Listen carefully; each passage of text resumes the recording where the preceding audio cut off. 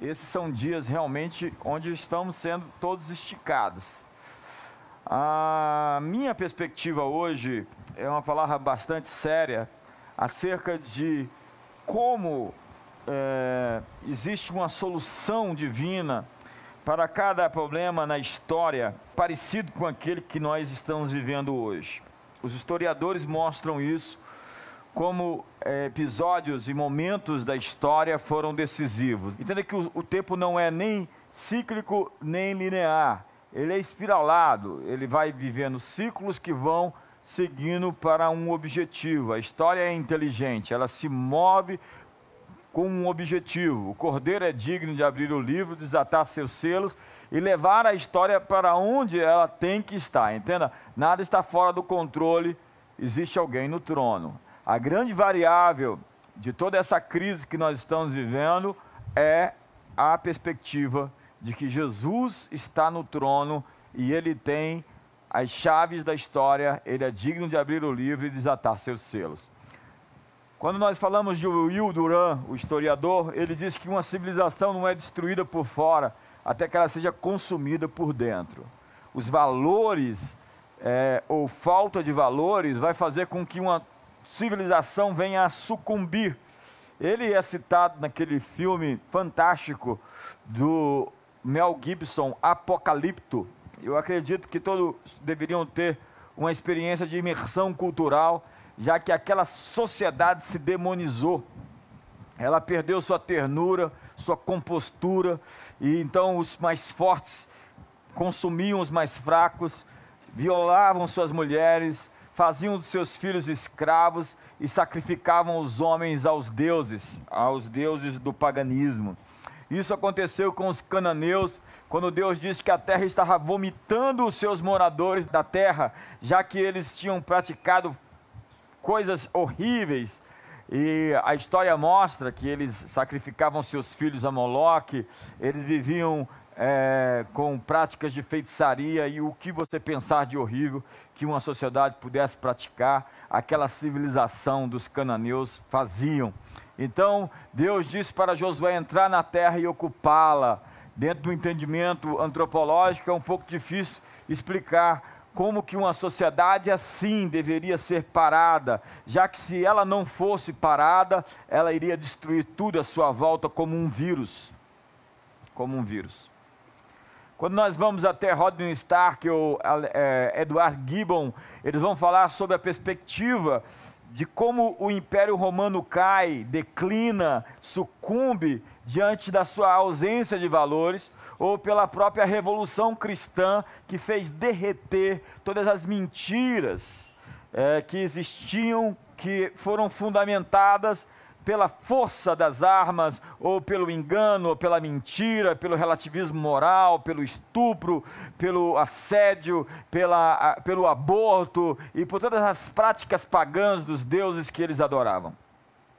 Eu estou aqui dando uma introdução para você, para mostrar que nós estamos vivendo num momento onde a justiça foi relativizada, onde a sociedade começou-se um processo de autodestruição, de corrupção interna. E entenda que, diferentemente daquelas sociedades, nós temos o sal, que serve para temperá-lo. Nós temos a luz do mundo, que serve para iluminá-la. Mas se o sal se tornar insípido, ele não serve a não ser para mais nada, senão para ser pisado pelos homens. Quando Deus mandou o profeta Jonas para Nínive, para proclamar arrependimento, aquela civilização estava prestes a desaparecer. Entenda que existem tantas civilizações que já desapareceram. Você pode falar da glória de Roma, da glória da Grécia, da glória da Média, da Pérsia, da Babilônia. Onde estão eles hoje? Hoje nós temos a civilização ocidental construída sobre valores fundamentais cristãos.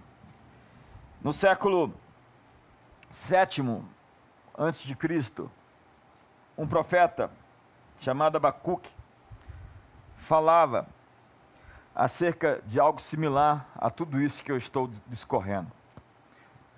A justiça estava corrompida, as pessoas estavam tratando umas às outras de uma maneira muito desumana. A Bíblia descreve o livro de Abacuque como uma sentença de Deus por meio de Abacuque.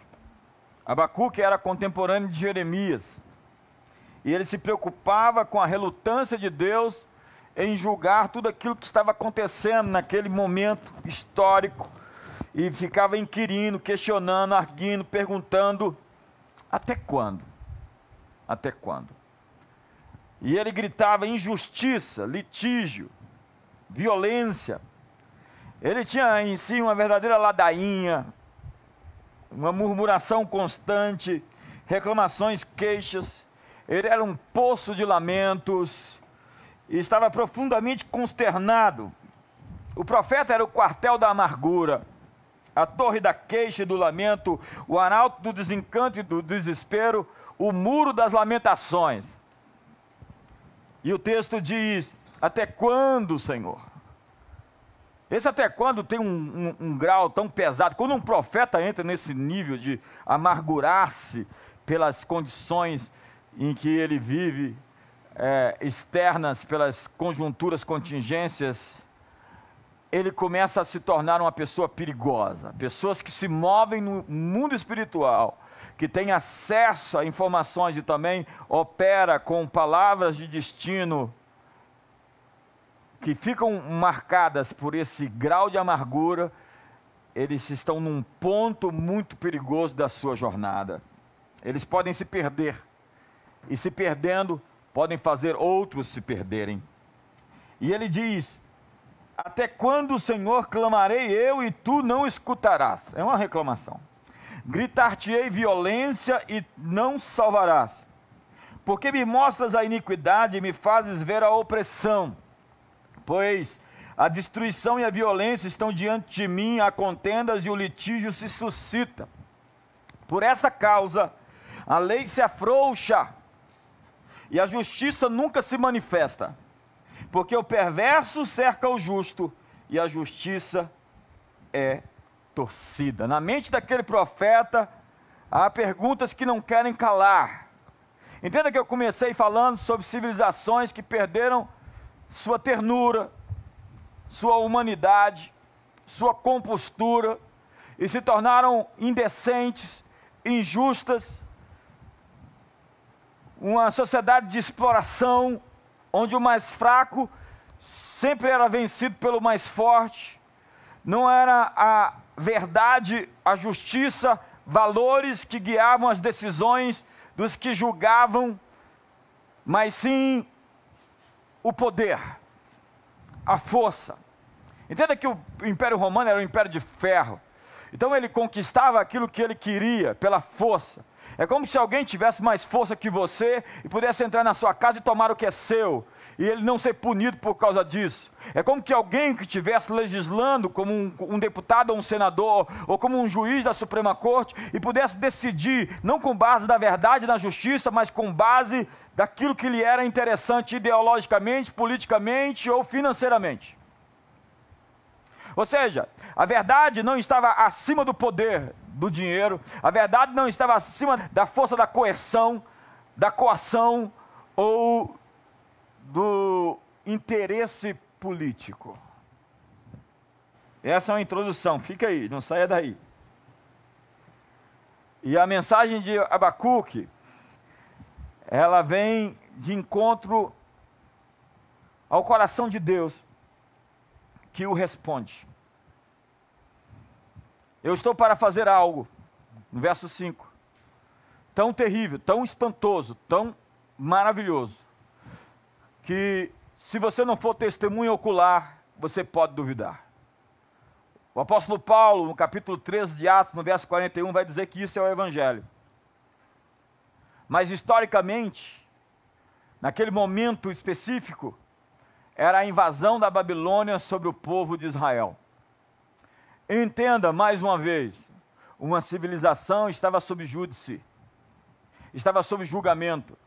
A nossa grande e poderosa civilização ocidental, a coisa mais bonita que já foi construída pelos humanos, cheia de erros, de equívocos, imperfeita, mas a mais bela de todas as civilizações outrora já feita, já edificada, já construída. Ela simplesmente abandonou Deus e começou a andar sobre essas premissas de que a verdade não importa, já que nós criamos a pós-modernidade, onde a verdade ela não existe, ela é uma construção social. Então quem vencer a guerra cultural vai definir o que é a verdade, vai definir o que é a sociedade, vai definir o que é uma família. Nós podemos refazer ou dizer o que quer que seja de acordo com aquilo que nos interessa dizer. Nós editamos, nós produzimos a verdade, nós alteramos a verdade, nós vendemos a verdade. É a hipocrisia de Herodes, que disse para Jesus, quando ele disse que veio dar testemunho da verdade, ele diz, mas o que é a verdade? Entenda que essas mentiras não são tão novas, elas são antigas. A hipocrisia de Pilatos, me perdoe. Pilatos, ele não acreditava que existia uma verdade absoluta. Jesus era a verdade, ele se definiu assim como verdade. E por isso ele disse que Jesus era inocente 3 vezes. Ele era o juiz, o magistrado, ele estava ali com o poder de soltar Jesus, absolver Jesus ou puni-lo, mandar matá-lo. E apesar de dizer que Jesus era inocente, Pilatos o mandou para a morte. Um juiz que diz que o réu é inocente e mesmo assim manda o crucificar. Nós estamos chegando ao ponto. Hoje, no nosso mundo, há muitas dessas coisas acontecendo, onde não se julga com base na verdade dos fatos, mas com base no interesse, ou na ideologia, ou no sentimento, no interesse político ou econômico. Quando nós chegamos nesse nível, nós ficamos sob júdice, nós ficamos à mercê de uma vasta série de intervenções. E todas essas pandemias na história, guerras, rumores de guerra, fomes, pestes e terremotos, é uma maneira de realinhar o mundo. Realinhar o mundo. E a Bíblia diz que todas as coisas que podem ser abaladas serão abaladas, para que somente as coisas inabaláveis permaneçam de pé, e nós pertencemos a um reino inabalável. Deixa eu chegar ao meu ponto. Você já deve ter visto aquele filme do Batman, de Christopher Nolan. Para mim, uma das melhores trilogias do cinema. Quando Gotham City perde seus valores e todo o sistema se corrompe, quando não há justiça pelo executivo, legislativo, judiciário, quando o governo não expressa a verdade, surge então a figura do justiceiro. Não era um mundo mais ideal, não era, na verdade, a proposta mais certa para aquilo que deveria realmente ocorrer. Então vem o Batman, e a gente está falando de morcego. Eu comecei essa série falando que nós estamos sendo oprimidos pelo espírito de Nosferatu, o espírito morcego. E agora vem o Batman também, que venceu os seus medos e transformou o seu medo na sua força. Um justiceiro. Deus diz, eu vou mandar a Babilônia para julgar o meu povo. E ele fala isso para Abacuque. E Abacuque fica muito assustado e inquire Deus outra vez. Como tu, um Deus puro, pode julgar o teu povo com um povo pior do que o teu povo? A Babilônia, os caldeus. E Deus mais uma vez responde a Abacuque e diz para ele assim, Abacuque, eis o soberbo, a minha alma não tem prazer nele, mas o meu justo viverá pela fé. O meu justo viverá pela fé. Deus está dizendo, os justos serão poupados. Senhoras e senhores, nós estamos vivendo um momento de julgamento. E acredite, esse juízo só começou. A pandemia vai passar. Mas Deus vai fazer derreter todos os sistemas que têm a sua base comprometida nesse mundo, até que os reinos desse mundo se tornem do Senhor e do seu Cristo, e Ele reinará pelos séculos dos séculos. E para isso, Deus permite, não significa que Deus envia, mas Deus, Ele pode enviar ou usar coisas. Tudo foi enviado por Deus ou será usado por Ele. Porque Ele faz com que todas as coisas conjuntamente operem para o bem daqueles que o amam. O Salmo 91 diz o salmista: somente com os teus olhos olharás e verás a recompensa do ímpio. O Salmo 37 diz: não invejeis os malfeitores, não tenha invejas do homem maligno. Passei e vi um ímpio a prosperar nos seus caminhos. Voltei e lá não estava mais ele. Porque o ímpio é como a erva que passa, que seca, que murcha. O Salmo 73 diz: os meus pés quase resvalaram quando olhei para a prosperidade dos ímpios. Quando numa sociedade a impiedade é recompensada, os justos abrem mão da sua verdade a fim de praticar a maldade. E é por isso que vem o juízo, a fim de realinhar tudo. E o que eu estou querendo te dizer hoje aqui nessa mensagem tão séria, é que Deus vai dar fim a algumas coisas em meu país e nas nações lá fora. Deus vai julgar, não como Batman, por favor, porque Deus é legítimo. O Batman não, o Batman é um fora da lei. Ele simplesmente vem para colocar em ordem um lugar que não tem mais jeito. É aquela metáfora dos loucos que pegaram as chaves do hospício, trancaram os médicos e tomaram conta de tudo. Amigos, quando os loucos tomam conta da cidade e da nação, não resta outra solução, senão chamar o Batman. Mas nesse caso não é o Batman. Nesse caso de Abacuque são os babilônios, e eles são terríveis. Eu não tenho tempo aqui para falar historicamente o que eles faziam, mas eles eram absolutamente terríveis. Para você ter ideia, a maneira como eles julgam o último rei de Israel, que ali estava, era matando os filhos do rei diante dele, e depois furando seus olhos. A última visão que aquele homem teve da vida dele foi ver seus filhos sendo assassinados. Ele teve os seus olhos furados e foi colocado no calabouço. Essa é uma das maneiras ímpias com que eles tratavam seus inimigos. E eu poderia descrever muitas outras. Abacuque então diz: por-me-ei na fortaleza, colocar-me-ei na torre de vigia, e de lá não sairei até que eu tenha uma resposta à minha demanda. Povo de Deus, verdadeiramente de Deus, nosso chamado hoje é orar. E mais que orar, é orar de maneira inteligente. É dizer a todas essas forças que lutam contra a verdade, que trabalham com a impiedade e com a injustiça, que elas não vão prevalecer nessa nação, elas estão sob júdice. E é dizer que o justo será poupado. E por fim, Deus fala 5 tipos de juízos. Deus diz que vai julgar 5 tipos de atitudes.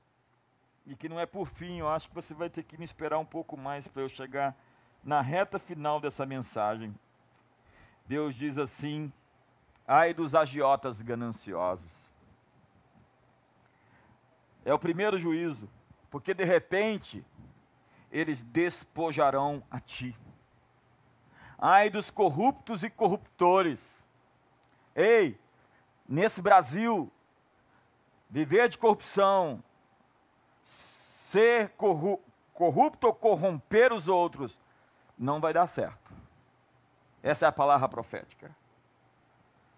Porque, diz o profeta, as pedras, madeiras e cimento das tuas construções vão gritar. Ele está dizendo que a casa adquirida com maus tesouros, com tesouros maus adquiridos, ela vai começar a tremer. Veja que coisa terrível. E ele diz mais um ai. sobre os governantes vampiros que promovem leis injustas e legislam em causa própria. Ele ainda diz: ai dos lascivos, embebedados, embriagados pelo poder e ansiosos pela glória e fama, que têm prazer na fragilidade. Ai, porque receberão infâmia e não honra, execração e não celebração. Eu sei que essa mensagem é muito séria. E ai dos idólatras, porque Judá tinha uma história de trocar o Deus verdadeiro pelos ídolos estrangeiros. E para concluir, o capítulo 3 começa com uma visão. O profeta, que tinha a sua perspectiva, o seu deadline, o seu horizonte manchado pela visão da corrupção, do litígio, da injustiça, ele agora tem uma teofania, uma aparição divina. Ele consegue ter uma visão de Deus no comando da história, e que simplesmente o que estamos passando é passageiro, vai passar, vai passar. E mais uma vez, Deus vai fazer justiça. E eu espero que você esteja do lado certo. Eu espero que você esteja com o coração certo. E ele diz: o Senhor vem de Temã, o Santo vem de Parã, o Senhor dos exércitos montado em seus carros e cavalos de vitória. E adiante dele vai a peste. Ele começa a descrever Deus com seus cavalos em uma imagem que mereceria realmente um quadro, um filme, uma perspectiva em 3 dimensões, um holograma, o uso de nossa alta tecnologia a fim de defini-la, ainda que de maneira opaca.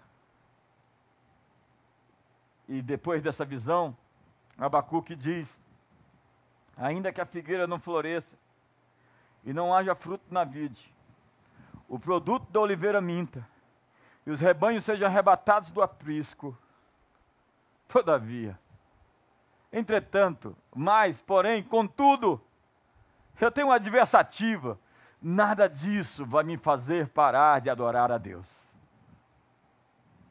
Se tudo isso acontecer, eu louvarei meu Deus. E o Senhor me fará andar nas alturas da terra, e faz os meus pés como os das corças dos servos. Ele diz: Deus me dá agilidade para andar muito alto. Quando eu mudo meu foco, quando eu tiro o foco da injustiça, e tem tantas para a gente dizer nesse tempo tão obscuro que a gente está vivendo nesse país e no mundo, de agendas ocultas, de intenções malignas, de projetos de poder, de justiça e injustiça, perversão, litígio. Até quando nós poderíamos cair nesse amargor profético de alguém que está para se perder, se amargurar e simplesmente se desconectar? E Deus responde: eu vou fazer uma coisa tão grande esse ano, JB. Amado, amiga, Deus vai fazer algo tão poderoso esse ano, que as pessoas vão se assustar. Ele virá na proporção do ataque. As trevas mais escuras terão a resposta da luz mais intensa. O poder das trevas, o poder da escuridão, o poder da malignidade vai receber como resposta o poder da verdade, da justiça, da vida, o poder do Espírito Santo. E o que eu estou aguardando é mais uma vez uma intervenção divina, onde os maus serão julgados, como diz a Bíblia, serão pisados como a lama nas ruas, e o justo será poupado. Como diz Malaquias: eu vou fazer separação entre o que me serve e o que não me serve.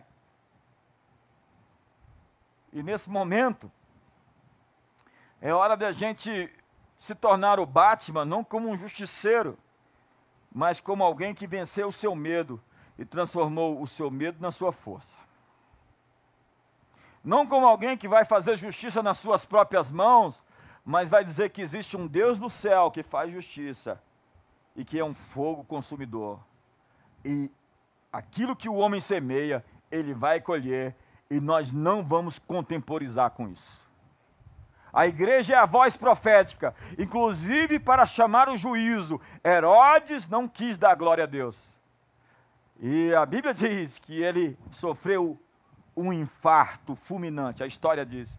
Na Bíblia diz que ele foi consumido pelos vermes. Instantaneamente, ele perdeu-se na história. E eu tenho dito que há 2000 anos lutam contra a igreja.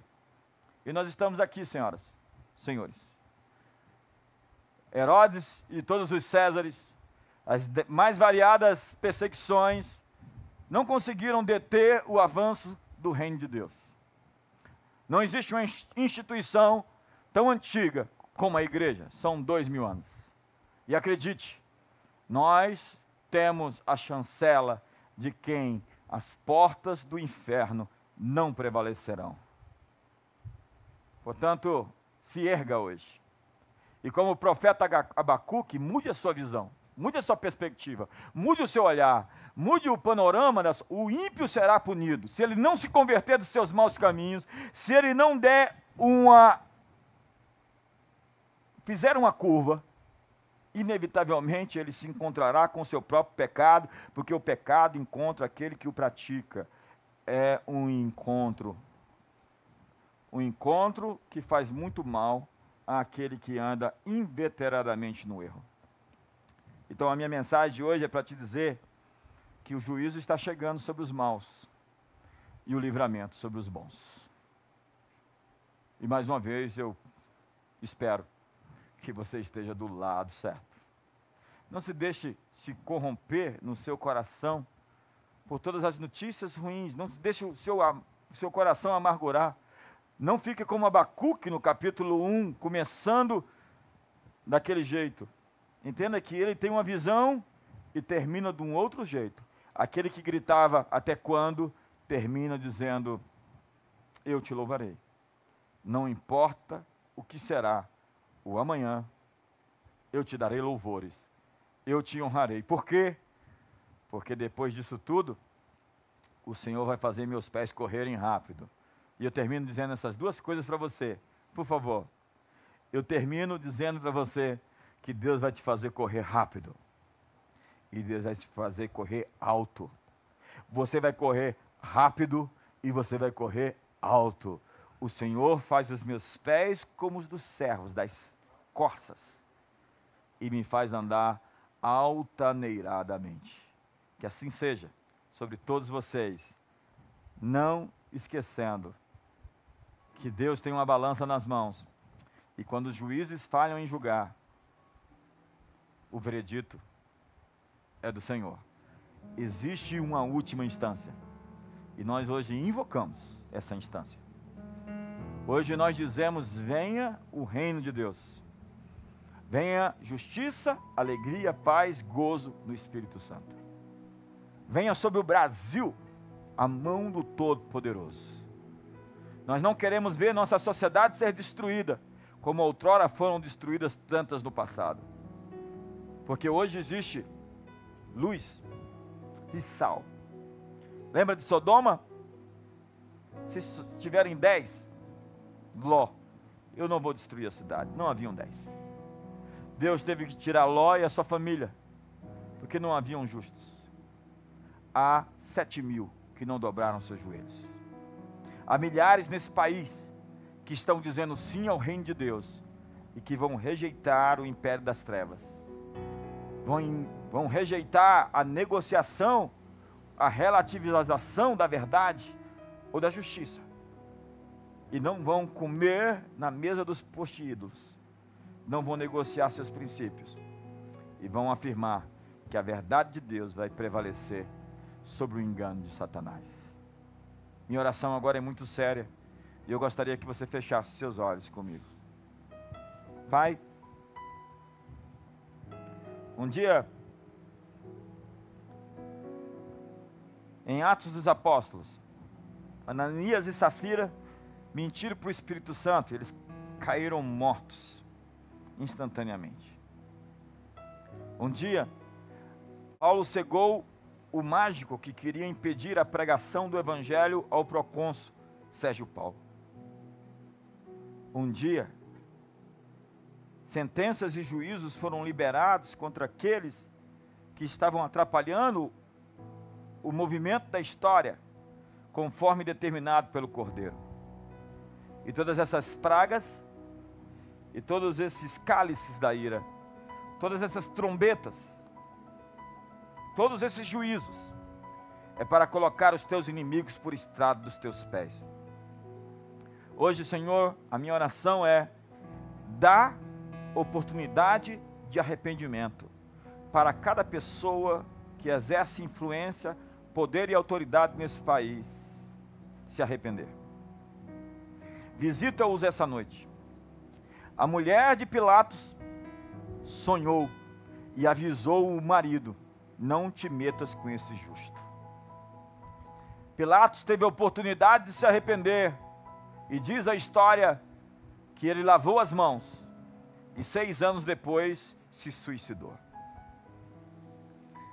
Portanto, Senhor, visita cada juiz, magistrado, cada deputado, senador, cada governador. Visita, Senhor, todas as pessoas nos 5.571 municípios do Brasil, cada prefeito e vereador, e faz eles sonharem, Senhor, essa noite. Dá a eles a oportunidade de mudarem o rumo, e que muitos deles, de fato, o façam, tirando, Senhor, o interesse pessoal, o benefício do ganho, a capitalização dos seus próprios interesses, pelo benefício geral, a bênção do Senhor sobre todos nessa nação. Pai, nós dizemos: venha a tua justiça, teu trono é justiça e juízo. Venha a tua paz, alegria e gozo, e que nós, teus filhos, sejamos poupados como a menina dos teus olhos, porque o justo viverá pela sua fé. E que nós possamos estar nas fileiras do teu exército, porque o Senhor passa em revista as tropas de guerra. Vê se há em nós algum caminho mau e leva-nos ao arrependimento, à mudança na nossa boca, na nossa reclamação, na nossa amargura. Somos profetas e queremos ter o vislumbre, a visão do Senhor, para dizer ao Senhor que haja o que houver, nós continuaremos te louvando. Não há outra opção. Para onde iremos, se só tu tens os caminhos da vida? Em nome de Jesus oramos.